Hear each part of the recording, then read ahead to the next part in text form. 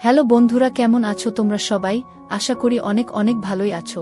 আর তোমাদের ভালোবাসায় আমিও অনেক ভালো আছি, কারণ তোমরা আমাকে যে পরিমাণে ভালোবাসা দিয়েছো এবং সাপোর্ট দিয়েছো তা আমি কোনোদিন ভুলতে পারবো না। তাই তোমাদেরকে মজা দেওয়ার জন্য আবারও একটি নতুন গল্প নিয়ে হাজির হলাম। গল্পটি শোনার মতো, আশা করি তোমাদের দাঁড়িয়ে যাবে এবং তোমরা হাতের কাজ করতে সবাই হেডফোন নিয়ে বসে যাও। একদিন রাতে অফিস থেকে বাড়ি ফিরে দেখি অতিথি রুমে আলো জ্বলছে। আমি আমার স্ত্রীকে বলি, কে এসেছে? আলো জ্বলছে যে ওই ঘরে। আমার স্ত্রী বলে, তোমার দেশের বাড়ি থেকে দুজন মানুষ এসেছে, সম্ভবত ওনারা স্বামী স্ত্রী। তাই তুমি কি ওনাদের আগে দেখোনি? না। মহিলা আমাকে জিজ্ঞাসা করেছিল, আমি তোমার কি হই? আমি যখন বলি আমি তোমার স্ত্রী হই, তখন সে আমাকে জড়িয়ে ধরে বলে, তুমি আমাদের রঞ্জনের বউ। ও মা, কত সুন্দর তুমি! তারপর আমাকে যত সব আদর করা শুরু করেছিল। আমি আমার স্ত্রীকে নিয়েই অতিথি রুমে যাই। দেখি 50 একজন মহিলা ও একজন পুরুষ বিছানা জড়ষ্ট হয়ে বসে আছে। আমি চিনতে পারছিলাম না। আমার মুখ ভ্যাবাচ্চাকা হয়ে ওঠে।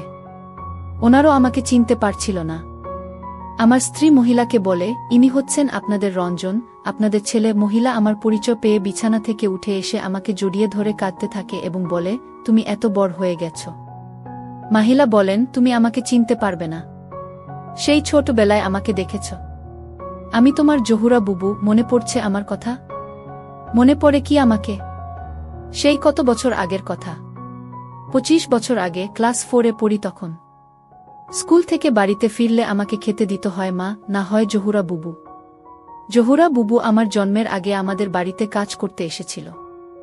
সেই নাকি কোলে পিঠে আমাকে লালন পালন করেছে, আমাকে দেখে শুনে রেখেছে। একদিন স্কুল থেকে এসে দেখি জোহরা বুবু চোখে মোটা করে কাজল পরে আছে। আমি তার চোখের দিকে বিস্ময়ে পিট পিট করে তাকিয়ে থাকি। জহুরা বুবু আমাকে বলে, কি দেখছ তুমি? আমি আঙুল দিয়ে জহুরা বুবুর চোখ দুটো দেখাই। জহুরা বুবু বলে ওঠে, ওরে আমার ভাইটা। বলেই তার চোখ থেকে আঙ্গুল দিয়ে কাজল মুছে মুছে আমার চোখে পরিয়ে দেয়। জহুরা বুবুর দেওয়া তার চোখের কাজল আমার চোখে এখন আর নেই। তা মুছে গেছে কবে। একদিনের কথা মনে আছে। আমার খুব জ্বর এসেছিল। 2-3 দিনেও জ্বর নামছিল না। এই জহুরা বুবু মাকে কিছুতেই রাত জাগতে দেয়নি।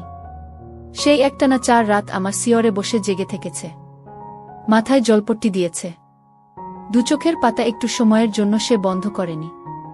আমার শিশুকালে জহুরা বুবু কত যে সেবা যত্ন করেছে, কত যে বিরক্তি ও যন্ত্রণা সহ্য করেছে, সেসব কথা আমার মনে নেই। আমি শুধু আমার মার কাছে থেকে সেসব কথা পরে শুনেছি। আমি যখন ক্লাস 6-এ পড়ি, এক বর্ষার দিনে জহুরা বুবুর বিয়ে হয়ে যায়। মা বাবাই সমস্ত বন্দোবস্ত করে তাকে বিয়ে দিয়ে দেয় দূরের এক গ্রামে।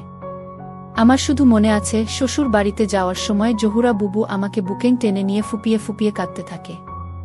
নৌকায় উঠে সারা পথ নাকি সে কাঁদতে কাঁদতে চলে গিয়েছিল। বিয়ে হয়ে যাবার পর জহুরা বুবু মাঝে মাঝে আমাদের বাড়িতে বেড়াতে আসত। তারপর তার সংসার ব্যস্ততায় খুব বেশি আসত না। তারপর একদম না। তারপর চলে গেছে অনেক বছর। জহুরা বুবু আস্তে আস্তে সবার কাছে বিস্মৃত হয়ে যায়। এই বিস্মৃত জহুরা বুবুকে দেখে যতটুকু খুশি হলাম তার চেয়ে বেশি বিষাদে মনটি ভরে উঠল। জহুরা বুবু কেমন শীর্ণকায় হয়ে গেছে। চোখের নিচে কালো দাগ পড়ে গেছে। মনে হলো সে বড় ধরনের কোনো রোগে দুঃখে ভুগছে। জহুরা বুবুই বলছিল, আমি তোমাদের বাড়ি থেকে ঠিকানা নিয়ে তোমার এখানে এসেছি। আমার অনেক বড় অসুখ হয়েছে মনে হয়। ওখানে এই রোগের কোনায় চিকিৎসা নেই। তাহ অসহায় হয়ে তোমার এখানে চলে এলাম। এই ঢাকা শহরে আমাদের আপন কেউ নেই। তোমার কথা মনে হলো, তাই তোমার কাছে চলে আসলাম। আমি জহুরা বুবুকে বলি, তুমি কোনো চিন্তা করবে না। তোমাকে ভালো ডাক্তার দেখাবো। তুমি ভালো হয়ে যাবে। তুমি সত্যিই ভালো হয়ে যাবে। জহুরা বুবু কিছু টাকা বের করে আমার হাতে দেয়।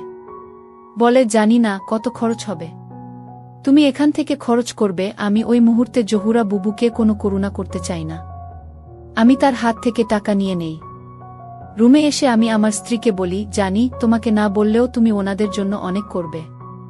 তবুও বলছি, তুমি বিরক্ত হবে না। তোমাকে একটা কথা বলি, এই জহুরা বুবু আমার বড় বোনের মতন, আমার মায়ের মতন। আমার সর্বশরীরে ওনার মায়া, মমতা, আদর, স্নেহ লেগে আছে। আমার ছোলো ছোলো চোখ দেখে ও শুধু বলল, ওনাদের কোনো অসম্মান ও অবহেলা হবে না। তুমি দেখ, শহরের সবচেয়ে ভালো বিশেষজ্ঞ ডাক্তারকে জহুরা বুবুকে দেখাই। ওনার সমস্ত কিছু চেক আপ করানো হয়। সবগুলো রিপোর্ট পেতে 2-3 লেগে যায়। ইতোমধ্যে ঔষধও খেতে থাকে। সুন্দর চিকিৎসা পেয়ে জহুরা ববর মুখে হাসি ফুটে ওঠে। একদিন রাতে টেবিলে বসে খাচ্ছিলাম, আমার খাওয়া দেখে জহুরা বুবু আমার স্ত্রীকে বলছিল, বুমা, তুমি রঞ্জনকে এত ঝাল ভাত খাওয়াও কেন? ও তো ছোটবেলায় ঝাল ভাত খেত না, দুধ আর সরবিকলা দিয়ে ভাত খেত। ও কোনো সময় নিজ হাত দিয়ে ভাত খেত না। চাচি আম্মা, না হয় আমি তুলে খাওয়াতাম। আর একদিন আমার মাথার চুলে তেল নাই দেখে আমার স্ত্রীকে বলছিল, বুমা, তুমি ওর মাথায় তেল দিয়ে দাও না কেন? সরিষার তেল নিয়ে আসো। আমি ওর মাথায় তেল দিয়ে দেই। এরকম আরও অনেক কিছু ওই অল্প কয়দিনে আমাকে পেতে হয়েছে। ইতোমধ্যে সমস্ত রিপোর্টগুলো পেয়ে যাই। জহুরা বুবুকে আবার ডাক্তারের কাছে নিয়ে যাই। ডাক্তার সাহেব রিপোর্ট সব দেখলেন। রিপোর্ট দেখে তার মুখটা বিমর্ষ হয়ে ওঠে। তিনি নতুন করে আরও ওষুধ দিলেন এবং ইংরেজিতে আমাকে বললেন, আপনি ওনাদের বাইরে রেখে এসে আমার সাথে দেখা করুন। আমি জহুরা বুবুকে বাইরে রেখে ডাক্তার সাহেবের সাথে দেখা করি। ডাক্তার বললেন, ওনার লিউকোমিয়া ধরা পড়েছে, রক্তের ক্যান্সার। খুব বেশি হলে উনি 3 মাস বাঁচতে পারে। এই চিকিৎসা এখানে এখনও ওই রকম নেই, খুব ব্যয়বহুল, আর করেও লাভ হবে না। জহুরা বুবু তার স্বামীসহ আমার বাসায় আরও 3 দিন ছিল। আমি জহুরা বুবুকে বলি, ডাক্তার সাহেব তোমাকে 3 মাসের ওষুধ দিয়ে দিয়েছে। তুমি যদি ভালো না হও 3 মাস পর আবার এসো। যেদিন জহুরা বুবু চলে যাবে সেদিন বুবুকে বলি, বুবু, তুমি আমার চোখে একটু কাজল পরিয়ে দাও না। আমার স্ত্রীর কাছে কাজল ছিল, কাজল নিয়ে আসে। জহুরা বুবু আমার চোখে কাজল পরিয়ে দেয়। আমি তার চোখের দিকে তাকাই, দেখি জহুরা বুবু অঝরে কাঁদছে। তারপর আরও কত বছর চলে গেছে। শুনেছি অনেক আগেই জহুরা বুবু চলে গেছেন জীবন নদীর ওপারে। তার দেওয়া সেই কাজল এখন আর আমার চোখে নেই। তা কবে মুছে গিয়েছে। প্রিয় দর্শক, এই গল্পটা আপনাদের কেমন লাগলো তা অবশ্যই একটি কমেন্ট করবেন। আর যদি গল্পটা আপনাদের ভালো লেগে থাকে তাহলে ভিডিওটিতে একটি লাইক করে দেবেন। এই ধরনের ভিন্ন স্বাদের গল্প শোনার জন্য চ্যানেলটিকে অবশ্যই সাবস্ক্রাইব করে আমাদের সঙ্গে যুক্ত থাকুন।